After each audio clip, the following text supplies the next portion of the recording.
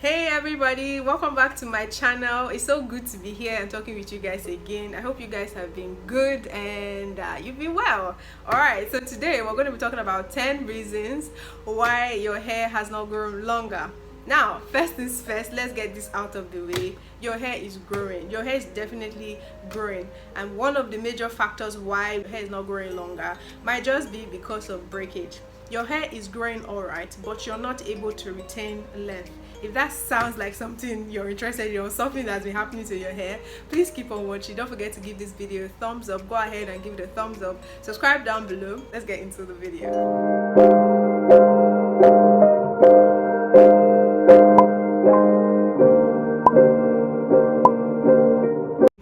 I'd like to quickly give us like a background about my hair journey, how I got my hair to what it is right now. So throughout my childhood, growing up till I was in like junior secondary school. If you're in Nigeria, you know what that means. I was on low cut.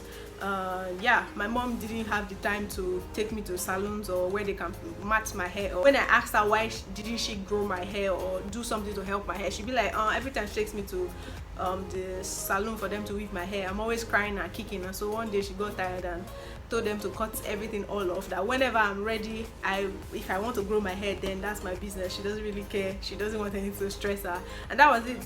So not until 2007 I decided to keep my hair. I'm not going to cut it anymore, you know. And yeah, I started growing my hair, and the hair wasn't all that. Basically, I didn't know so much. I didn't have enough information. I didn't have any healthy hair regimen or anything I was doing to my hair. It was just growing my hair. Whenever the hair is due and I can't comb in anymore, they go ahead and put some relaxer, and you know, that was just it. I think when I really started to make the decision about growing my hair was in 2016 during my very final year in uni. And one day I was just looking at my hair. I took scissors. Don't do this, please, you guys. This is a disclaimer. Do not do this at all. If you want to get your hair trimmed, ensure that you visit a professional, a stylist that can see your hair all around and cut your hair. But this is what I did. I was just tired of all the different length, and I wanted my hair to be equal, to be the same length. I took scissors, got a mirror, and I was just cutting up all my hair. Of course, I watched a few videos on YouTube back then, and so I feel like that's where my healthy hair journey really started. Now I'm going to go on ahead and discuss these 10 reasons. These things I'm going to share with you are things that from my own personal experience, things I have done to my hair, and thankfully I've been able to see results, and I've been able to retain length. So yeah, let's go. Let's start with the very first one.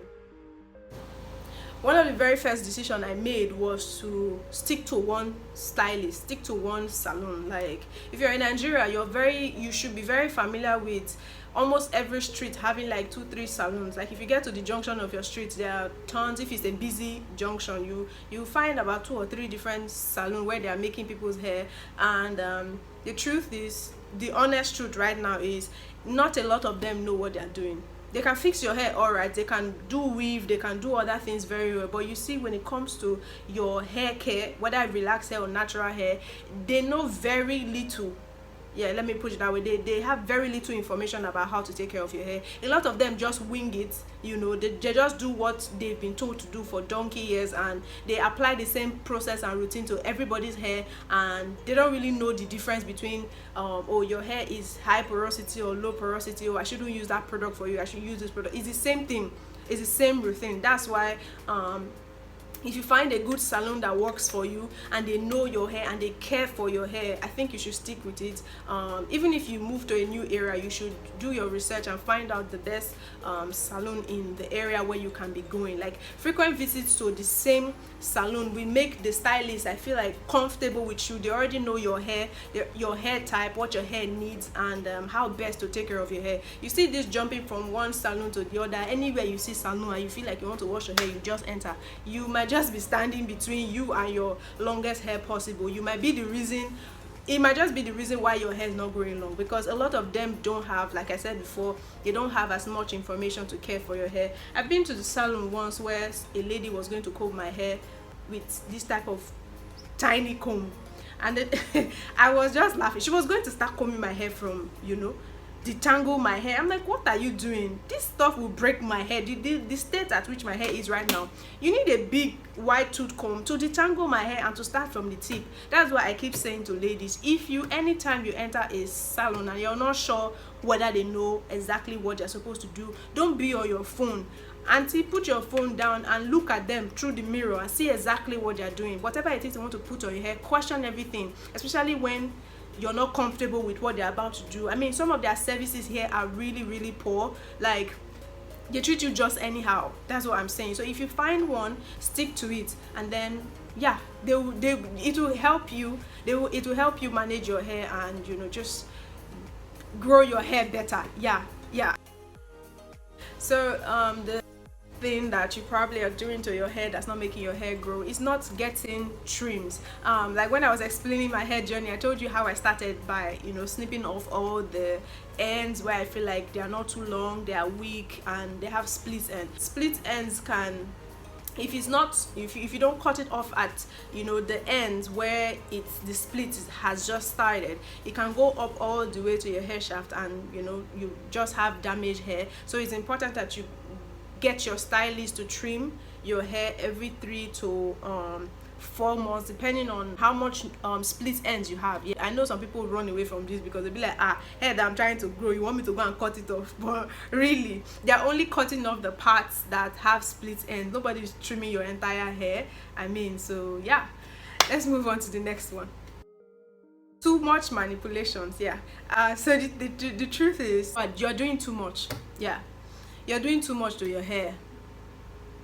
I wanted that to sink in. That's why I was quiet for a minute. There's nothing wrong in changing up your styles, all right? Because there are some people who like to change up styles. It's great. It's really great. I'm not judging you. I'm just saying your hair might need some time to rest, if you get what I mean. Like, your hair just needs to relax, all right? Too many manipulations can also lead to breakage, right? Let me just leave it at that. Your hair needs some time to rest. So if you're going in from braids to updo, maybe give your hair about a week to relax, right? Let the hair chill first, all right? And then there are some people who, when their hair is out, their hand is always in the hair. You're always combing, you're always brushing. Calm down, no, calm down. I'm telling you right now, let the hair be. Find a way to put the hair in a protective style, and don't just forget it. I used to say, put your hair in a protective style and forget it. Don't forget it. Listen to your hair. Sometimes your hair can feel dry while it's in a protective style, because when your hair is in a protective, very popular protective style we all know is the normal cornrow, and you can, you know, just put on your wig and be gone. A lot of people tend to forget their hair until when they decide to wash the hair.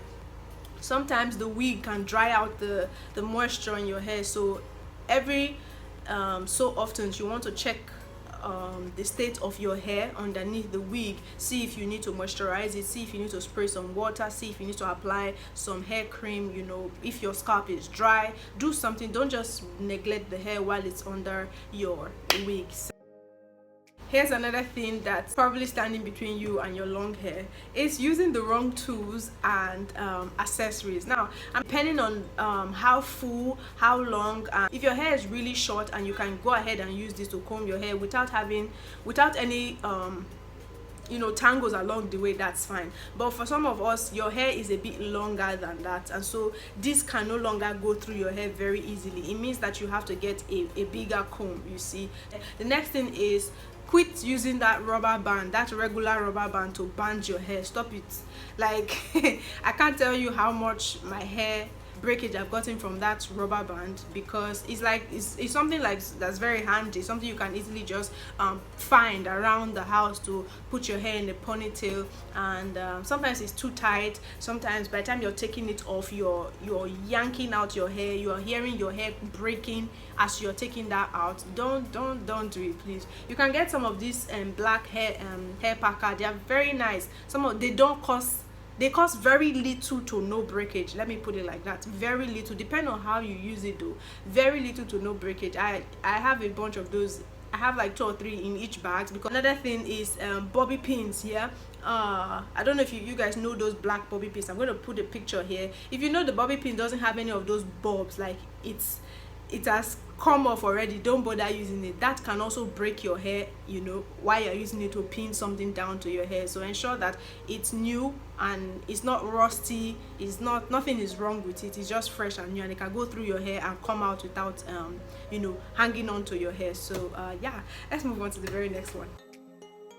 A lot of you have noticed that your hair can get dry really quickly. Some people notice that, oh, my hair is always very oily, my scalp is oily. But for some people, your hair can be quite dry, and the only way you can combat this is with conditioners, deep conditioners, and leave-in conditioners. I talked a lot extensively about this in some of my previous hair videos, because if your hair is dry and you're trying to comb it when it's dry, it can snap. It's very possible. The possibility of it just snapping is very, very high. So you want to invest a lot in deep conditioners and leave-in conditioners, and apply from the roots of your hair all the way to from the ends of your hair all the way to your roots, especially the ends of your hair. Why? Because the ends of your hair are the oldest part of your hair, and they can get very, very dry, and if you don't care for them or moisturize them, and even oils, right? You need some natural oil, like I think there are a lot of hair oil that you can get. If you have the one you're currently using,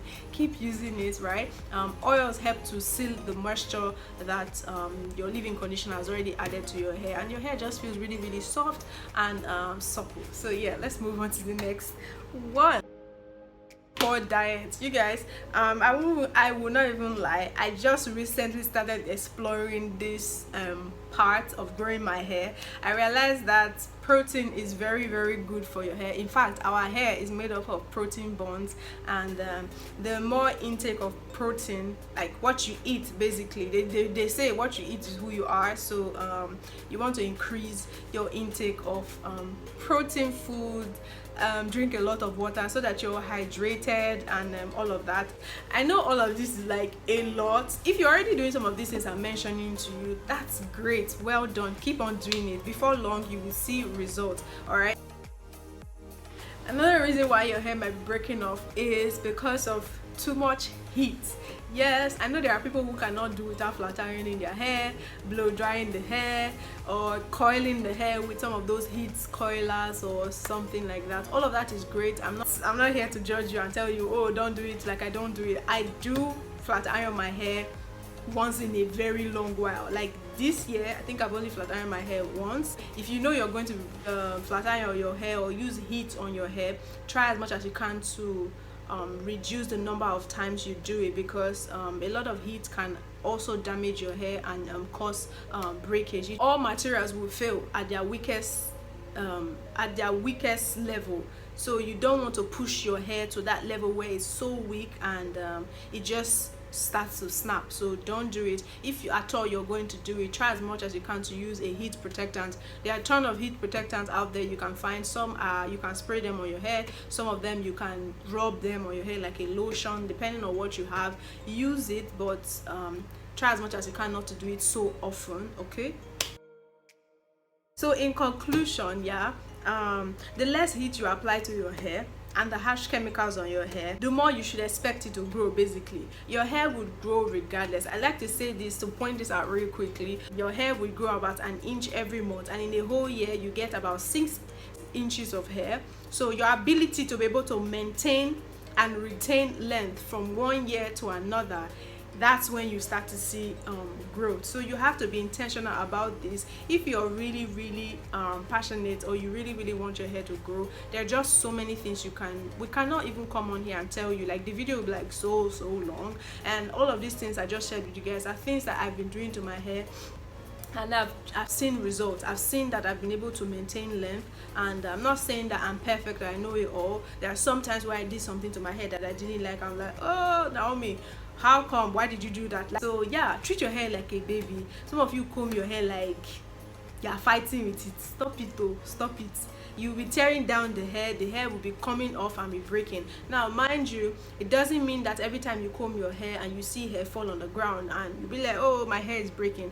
There is a good amount of shedding. Your hair would shed every time you comb and tangle the hair, but it's not so much. The only time when it becomes like a handful of hair on the ground, that's when you know there's a problem. Yeah, just keep doing all of these things one step at a time. Find things that work for you, use products that work for your hair.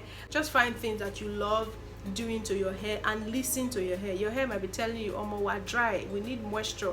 Go ahead and moisturize it, okay? And yeah, thank you guys so much for watching. I hope you enjoyed it. I hope you learned something new.